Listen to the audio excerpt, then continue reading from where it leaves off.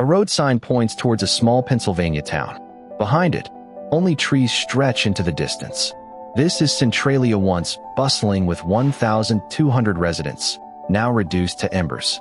In 1962, a fire ignited beneath the surface.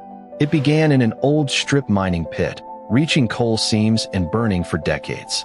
Yet by 1990, just 63 Pickshare, Oklahoma, once thrived as a lead and zinc mining hub. Its population peaked at more than 14,000 in 1926. By June 2009, all residents had been bought out. The state disincorporated Pickshare on September 1, 2009. In Massachusetts, for towns Dana, Enfield, Greenwich, and Prescott were emptied between April 1938 and midnight on April 28, 1938. A farewell ball was held in Enfield that final night. More than 2,000 people were displaced, 7,500 corpses exhumed and reburied elsewhere. St. Thomas, Nevada, was submerged by Lake Mead in 1938 when the Hoover Dam was built. Hugh Lord, the last resident, left by boat in June 1938, setting fire to his own house. The ruins resurfaced in 2002 as the lake level dropped. Love Canal, New York, was another chapter of environmental disaster. In August 1978, a state emergency was declared after chemical waste buried there since the 1940s posed a threat. By October 1980, President Jimmy Carter ordered the full evacuation of the neighborhood. In Alaska, Kennebec, established for copper mining, produced an estimated $200 to $300 million over 28 years before shutting down in November 1938. The last train departed carrying the workers and their families. These are the stories of American towns that vanished, legally dissolved, struck from the map, their dead dug up and moved. 7 tales told from inside the last hours before it ended. In the heart of Pennsylvania's coal country, there stood a small but bustling town, home to approximately 1,200 people. The streets were lined with old wooden homes, their paint chipped and peeling under the relentless sun. The local church, St. Shops lining the main street, offered everything from groceries and clothing to hardware and fresh produce from nearby farms. On weekends, the town buzzed with activity as miners returned home from their shifts, seeking respite in the warmth of their own hearths. The mining industry was the lifeblood of Centralia. Mines stretched deep into the earth, extracting coal that fueled the nation's factories and homes.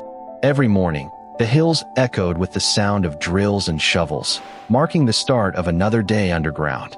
On May 27, 1962, an ordinary day turned extraordinary when a fire was first reported at the landfill site located within an abandoned strip mine.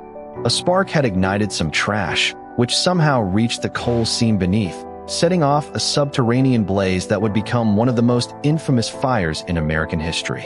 What began as a small, manageable conflagration quickly escalated beyond control. Flames were extinguished but reignited by shifting underground conditions.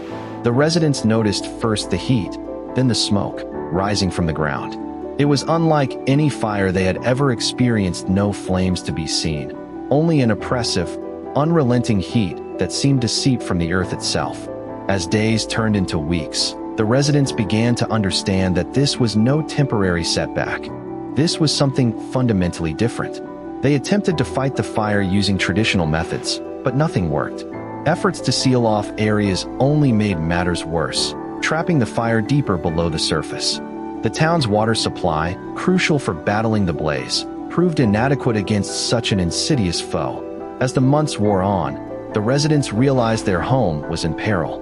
Slowly, reluctantly, they began to leave behind the familiar streets and buildings, unsure if they would ever return. In 1983, Congress allocated more than $42 million for relocation, marking the end of life as residents had known it in Centralia. Over 1,000 people chose to leave their homes, leaving behind approximately 500 structures that were demolished. By 1990, the population had dwindled to just 63 individuals. The streets now bore the stark evidence of abandonment. Houses stood half demolished, their front steps still intact, but leading nowhere. The quiet hum of normalcy had been replaced by an eerie silence, save for the occasional crackle of the subterranean fire. Among those who refused to go, there were a few holdouts. One such person was one resident Welsh, whose house remained standing amidst the ruins. Despite repeated attempts by authorities to relocate him, he clung to his land, determined not to be driven away. On July 13, 1992, Governor Bob Casey invoked eminent domain over every remaining property in Centralia. With this final act, the last vestiges of resistance were extinguished, and all legal ties to the town were severed. What once was a bustling community became a shadow of its former self, reduced to a small enclave of residents clinging to a piece of history before being officially erased from existence. As the last official structures were bulldozed, the only sound was the distant echo of the fire that had consumed much of what once was Centralia. The town stood empty, a testament to the relentless power of nature and human ingenuity. Missouri's small riverside town of Times Beach struggled with an ordinary problem: dust from its dirt roads. Residents complained, but the solution seemed straightforward enough: spray waste oil to keep the dust down. At the time, few realized the severity of their decision. The waste oil contained dioxin, a highly toxic chemical known to cause severe health issues. But in those early years, there was no apparent danger. The townspeople trusted the authorities, just as they had always done. By 1982, concerns began to surface. Local residents started experiencing symptoms that seemed out of place: a persistent cough, skin irritation, even some reports of severe headaches. The community, initially dismissive, began to question what had been allowed on their streets.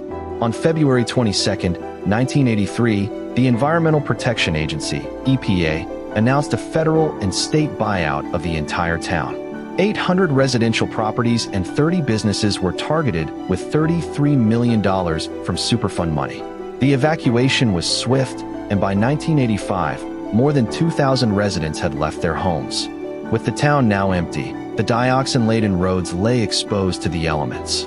As cleanup efforts began, the full extent of the contamination became clear. Times Beach, once a vibrant community, stood as a stark reminder of how ordinary solutions can have extraordinary and devastating consequences. Now, only silence remains where laughter and children's shouts used to be heard. The road signs still point to nowhere, and the town itself is but a shadow of its past. On February 22, 1983, the Environmental Protection Agency announced its plan to buy out the entire town of Times Beach, Missouri. The decision came after the discovery that waste oil containing dioxin had been sprayed on the dirt roads to control dust. In just 2 years, by 1985, more than 2,200 residents had been evacuated from their homes. The city was disincorporated, leaving only memories and scattered debris. Today, what once was Times Beach stands as Route 66, State Park. Strange indeed, to see picnic tables set up along streets that now exist beneath the grass. Visitors stroll through paths that were once lined with trees, stopping occasionally at sites where houses once stood. A sense of loss lingers in the air, a reminder of lives turned upside down by an unseen threat. Oklahoma's Pitcher District was born in the early 20th century as a mining town, founded in 1913 to exploit its vast deposits of lead and zinc. 2 down. If you are still here, do something for me. Put the name of a place near you that used to exist in the comments. Not a famous one. The small one only locals remember. I read every one of them, and I keep a list. Within decades, Pitcher had grown into a bustling center of industry and commerce, drawing thousands of workers from across the country. The town's pride was palpable, as it contributed significantly to America's industrial might. The hills surrounding Pitcher were scarred by towering chat piles, vast mounds of gray mine waste where children once played without concern. These heaps of refuse, remnants of the relentless extraction, stood silently as witnesses to the boom that defined their world. For years, they were simply part of the landscape, much like the mines themselves, until the realization dawned on the community that something was dreadfully wrong. In 1983, the Environmental Protection Agency declared the area a Superfund site due to high levels of lead contamination in local children. By the early 1990s, the Indian Health Service confirmed the dire situation. In June 2009, the last residents were evacuated, and the state of Oklahoma disincorporated the town entirely. Only empty houses remained, silent testaments to a life now lost. Oklahoma, once home to over 14,000 people, stood empty as Pitcher faced its slow eviction. Founded in 1913, it was built on what it dug lead and zinc. The Indian Health Service found high levels of lead in local children, highlighting the urgency of action. In the early 1990s, the process began. Families were approached one at a time. The school doors opened each day, just for them, then closed again as families left. Each family's departure marked another chapter in an ongoing story of loss. By June 2009, the buyout was complete.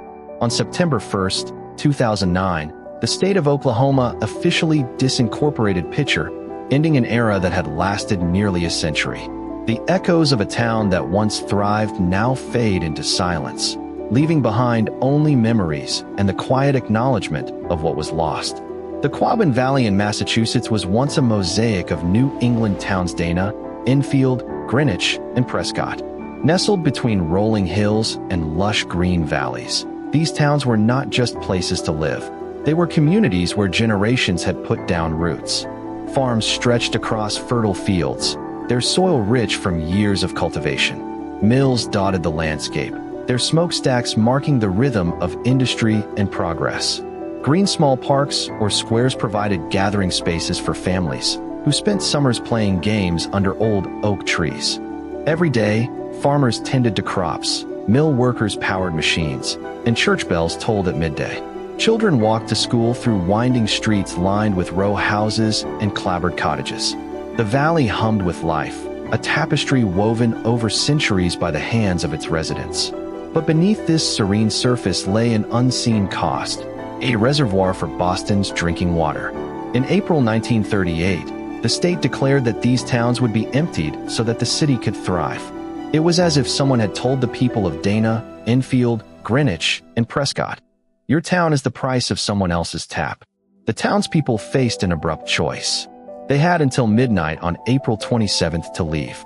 As the clock struck 12, the doors of the schools opened one last time, empty chairs standing silent witness to the end. By dawn, the first trucks rolled in, their engines rumbling like distant thunder. Over 2,000 people were displaced. Graves were dug up and reburied elsewhere. What remained was a lake, a man-made body of water that now supplies Boston with clean, drinkable water. The Quabbin Valley, once vibrant with life, became a symbol of the trade-offs inherent in progress. The towns that vanished left behind only whispers of their former selves, ghosts haunting the silence of empty streets where children used to play. The clock struck 11 o'clock that final night in Enfield, the last of the Quabbin towns. The air was thick with the scent of salted butter and fresh pastries. Children laughed and danced among adults, their laughter mingling with the strains of fiddle and accordion. At midnight, the hour when the towns would be no more, people gathered around the grand ballroom. Men wore their best suits, while women dressed in their finest dresses, adorned with pearls and jewels. A sense of melancholy hung heavy in the air as they bid farewell to their homes, their schools, their churches, and the memories tied to them for generations. As the clock reached 12, a hush fell upon the room. A single candle was lit, symbolizing the end of a way of life. The ball continued on, but its spirit was already departing. By dawn, the townspeople had left Enfield, their belongings packed and their hearts heavy. In Prescott, Greenwich, Dana, and Enfield, the last of the Quabbin Valley's 4 towns, structures began to disassemble. The once bustling streets lay empty under the relentless gaze of a rising sun. The town hall doors creaked open, revealing an empty interior where children used to gather for school. The church pews sat silent, waiting for no more prayers or hymns. Every stone and brick of these historic towns was removed, leaving behind nothing but the memory of those who had called them home. By April 28, 1938, the Quabbin towns were legally dissolved. Water from the surrounding hills began to fill what was once farmland in the heart of their community. Only the lake remained, supplying Boston with clean water, while the memories lingered in the stories passed down through generations. In the quiet of this new landscape, the loss settled like a thick fog. Niagara Falls, New York. Love Canal once stood where homes now stand, a name barely remembered by those who knew it. Lawns stretched out beneath the sun, bicycles leaned against fences, and children played in the yards with unspoken joy. The canal itself lay buried under layers of dirt, unknown to most residents as they went about their daily lives. It was only when small cracks began appearing first in driveways, then walls, that the first signs emerged that something was amiss. Neighbors noticed the unusual growth of weeds in normally green lawns, but it wasn't until the smell lingered heavily in the air that anyone truly wondered what was happening below. In August 1978, state authorities declared a public emergency after tests revealed dangerously high levels of dioxin and other toxins in the soil. Pregnant women and young children were among the first to be evacuated. Parents and teachers watched helplessly as their world turned upside down. By October 1980, President Jimmy Carter ordered the full evacuation of the neighborhood, leaving behind nothing but memories of a town that had been swallowed whole by a silent enemy. The remains of Love Canal were left to time and nature, now a stark reminder of what can happen when unseen dangers lurk beneath our feet. On August 2, 1978, the residents of Love Canal received an order they never expected: leave their homes, but stay on the same street. The state of New York declared a state emergency as the first signs of chemical contamination emerged from the dilapidated houses lining the narrow streets. By autumn, the situation worsened. On October 17, 1980, President Jimmy Carter stood before the nation and issued his own stark directive: evacuate all remaining residents from the neighborhood. It was a command that cut deep into the hearts of those who had built their lives there for decades. The houses stood silent, with windows boarded shut, their once bustling yards now overgrown. Halfway. And here is the question I keep coming back to. So tell me your answer below. If the town you grew up in had to end for something the country decided it needed more, would you have taken the money and gone, or would you have been one of the ones who stayed? Leave a like if you have thought about it for more than a second. A wooden fence stretched along the perimeter, marking the invisible boundary between the known world and the unknown dangers lurking beneath. Inside these walls lived families who had been forced to make decisions no one should have to face. Pregnant women, young children, and the last light of June filled the sky as Hugh Lord rode steadily away from his burning home. The water surged around him, encroaching slowly but surely into every corner of the once bustling town of St. Thomas. His house had been his life's work, a humble garage that served generations of farmers, and now it burned, its wooden beams creaking under the heat of the blaze he himself set. In the wake of his boat, plumes of smoke rose towards the gathering dusk, visible against the darkening horizon where the lake waters stretched endlessly. The flames licked at the rafters, their glow casting long shadows across the empty streets that lay silent beneath the encroaching waves. 64 years later, the story returned to this place. The lake, having risen and then fallen, left behind a strange tableau of history. Foundations poked through the water, bleached by sun and wind, evidence of what once stood here. Nearby, a barn silhouette barely made out, its walls weathered and cracked, offered a stark reminder of what had been lost. The quiet of the lake mirrored the stillness in the air, as if even nature held its breath for a moment. A lone heron glided past, unbothered by the traces of a forgotten era. Foundations dried in the sun, becoming more brittle with each passing day, until they too would be claimed by the encroaching waters, just as they had done before. And so, St. Thomas remained a whisper on the edge of memory, a town swallowed whole by water and time. In the vast wilderness of Alaska, high above the tree line, stood Kennecott, a mill town built into a mountain. From a distance, it looked like a cluster of red mill buildings clinging to the side of a peak, a vision of industrial might amidst nature's solitude. It was a company town where everything belonged to the operation: the houses, the stores, the lives of its inhabitants. Kennecott Copper Corporation operated the mine, producing an estimated $200 to $300 million worth of copper over 28 years. Its output fueled the industrial might of America, but at what cost? The isolation cut off from the rest of the world meant that when the high grade ore ran out on November 11, 1938, the last train left with the workers and their families, carrying not just people, but memories and dreams bound for history. The railway remained, a silent testament to the boom times, now a path leading nowhere, its tracks swallowed by time and snow. Foundations of homes and structures lay hidden beneath the surface, waiting for the lake to lower and reveal their stories once more. The loss of this town is a quiet echo in the grand landscape, a reminder of the fleeting nature of human endeavors against the backdrop of natural permanence. The last train left Kennebunk, Alaska, on November 11, 1938. The day was crisp, cold, and marked by the final departure of workers and their families. As the locomotive chugged away, it carried with it the last traces of human activity from this once bustling town. Kennecott Copper Corporation had been the heart of Kennebunk, but when the high-grade ore ran out, so did the lifeblood that sustained it. Every building stood exactly where it had, frozen in time. Mailboxes remained in place, school desks still lined classrooms, and machinery lay abandoned, rusting under the Alaskan sky. For more than 2 decades, Kennebunk had produced millions of dollars worth of copper, shaping both its own destiny and the broader industrial landscape. But now, nothing moved. No laughter filled the air at the community center or local church. Only silence lingered, a poignant reminder of what had been. By the end of 1938, Kennebunk was just a ghostly echo of its former self. Buildings were stripped bare, stripped of every last vestige of use. A testament to industrial might turned to dust, the town was left for nature to reclaim. Today, these ruins are submerged beneath Lake Elkhorn, hidden deep within the reservoir created by the construction of the Alaska Railroad's main line. Yet they remain, silent sentinels of a past era reminding us of the rise and fall of towns built on the promise of mineral wealth. The story of these American towns that vanished tells us much about the 3 ways an American town can die. First, there is the town poisoned by what it produced. In Centralia, the coal fire burned beneath the surface for decades, poisoning the air and soil, eventually leading to its abandonment.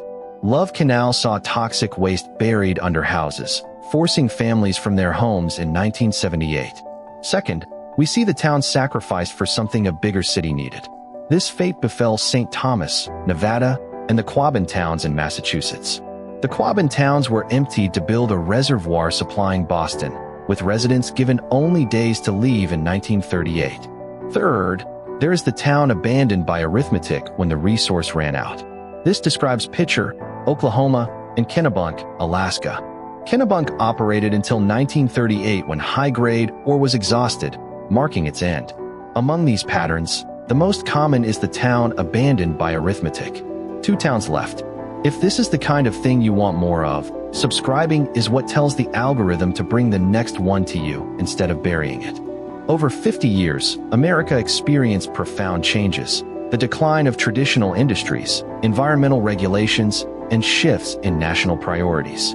These factors often spelled doom for towns dependent on finite resources or faced with insurmountable environmental challenges. Centralia, though unique in its fire, shares a similar trajectory with Pitcher, both facing the harsh realities of an industry's decline. St. Thomas and the Quabbin towns highlight the costs of urban expansion, where smaller communities pay the price for larger visions. These ruins, now submerged beneath Lake Elkhorn, serve as silent witnesses to the rise and fall of American prosperity. They stand as stark reminders that even in a nation of boundless possibility, some places are destined to vanish, their stories etched into the landscape for future generations to ponder. What actually disappears is more than just the buildings and streets of these vanished towns. It's the shared record that once defined them, the school photographs hanging on walls, the headstones marking graves, the reason a family lived in one place for 4 generations. In Centralia, Pennsylvania, the grit of the town still exists beneath the surface, but it's a haunting reminder of what was. The underground mine fire, first reported on May 27, 1962, has burned for decades, consuming the town block by block. The only signs of life are stray cats and dogs that roam the ghostly landscape, their presence a testament to the enduring nature of abandonment. Similarly, the Quabbin towns of Dana, Enfield, Greenwich, and Prescott, submerged under Lake Elkhorn, leave behind no visible trace above water. Yet, their legacy lives on through historical records and stories told by those who remember the towns before they were lost. The exhumation of residents from their final resting places, conducted in 1938, ensures that at least some part of each individual continues to be remembered, if not in the physical form of a grave marker, then in the narratives woven together from fragmented memories. The disappearance of these towns is more than just the loss of structures. It's the fading of a community's history. In Pitcher, Oklahoma, the high levels of lead found in local children led to a buyout and evacuation in the early 1990s. Today, the town's name echoes in old photographs and maps, but its daily life is gone, leaving behind an eerie silence punctuated only by the occasional sound of birds or rustling leaves. These patterns of decline, poisoned by production, sacrificed for bigger cities' needs, and abandoned when resources run out, serve as a stark reminder of broader economic and social changes in America over 5 decades. They illustrate how priorities shift, often leaving behind communities with little more than a shadow of what once was. In the end, it is the shared story, the collective memory of families and friends, that truly vanishes. The street where the school stood now lies underwater, the church bell tower reduced to a mere foundation. What remains are the quiet waters covering the remnants of a town, their former inhabitants dispersed and silent, their stories told through the stillness of the lake. In the quiet corners of America, where towns once thrived, people return to find their histories reimagined. In Times Beach, Missouri, now preserved as Route 66 State Park, visitors wander through the ruins, piecing together tales from the past. They walk where children once played, marveling at the remnants of homes and schools swallowed by time. St. Thomas, Nevada, lies beneath the waters of Lake Mead, but the ruins resurface during low water periods, drawing curious eyes. Locals and outsiders alike make their way to the submerged town, standing on shorelines where houses used to stand, gazing into the depths that hold secrets of the past. They recall the farewell ball held on the final night, a moment frozen in history. At Kennecott, Alaska, the towering mill stands as an enduring monument. Tourists climb its steps, imagining the bustling life that once filled these halls. The copper operation may be long gone, but the echoes of its glory remain. Centralia, Pennsylvania, continues to draw visitors, not just those seeking answers, but those who feel a connection to the town's legacy. They explore the eerie landscape, where trees grow over abandoned structures, and underground fires burn unseen. The town is still burning, symbolizing the invisible flames that can consume more than just land. Across these vanishing towns, people return for reasons both personal and communal. They seek understanding, find nostalgia, or simply uncover the layers of America's complex history. Here, amidst the ruins, memories linger, waiting to be rediscovered by those willing to listen. The fire under Centralia, Pennsylvania continues to burn, fueled by the vast network of underground coal seams. The flames have been smoldering for over 6 decades, consuming homes and infrastructure piece by piece. The state has allocated millions to relocate remaining residents and demolish buildings. But the core of the problem, those burning seams, are still there, a silent reminder of an ongoing catastrophe. Across the country, similar stories play out in different forms. In Pitcher, Oklahoma, the Superfund lists are far from closed as environmental hazards persist. The town, once known for its bustling mines, now stands empty, save for occasional visits by those seeking to understand its past. Times Beach, Missouri is now a part of Route 66 State Park, its history preserved through markers and ruins. The dioxin-laced roads are long gone, but the health impacts on former residents linger. The park offers a sense of closure, marking both what was lost and what remains. These towns, while physically vanished, leave behind more than just memories. They symbolize broader economic and social changes that continue to reshape America. They find solace in the stories left behind, in the echoes of lives lived and then let go. The same 3 patterns run through all of them: production, pollution, and abandonment. Each town represents a chapter in the complex narrative of American growth and decline. What ends is not merely buildings or names, but entire ways of life, woven into the fabric of communities and landscapes. In the quiet reflection of these places, one can hear the distant rumble of ongoing change. The fire under Centralia continues to burn, the Superfund lists remain open, and the same 3 patterns persist somewhere else, right now. Last one before the end. Like the video if it held you this far, genuinely. That is the signal that matters most on a channel this size. The Quabbin towns in Massachusetts stand as a testament to the silent cost of progress. Once home to over 2,000 people, Dana, Enfield, Greenwich, and Prescott were emptied in just one night, 27 April 1938. Midnight marked not just the end of the towns but the beginning of a new era for Boston, which relied on this reservoir to meet its growing water needs. Kennebunk, Alaska, offers another poignant example. Picture, Oklahoma, was once alive with the hum of industry and the laughter of children. But even as some towns have vanished from maps, others persist, their ruins a reminder of a past that was, yet remains, ever present.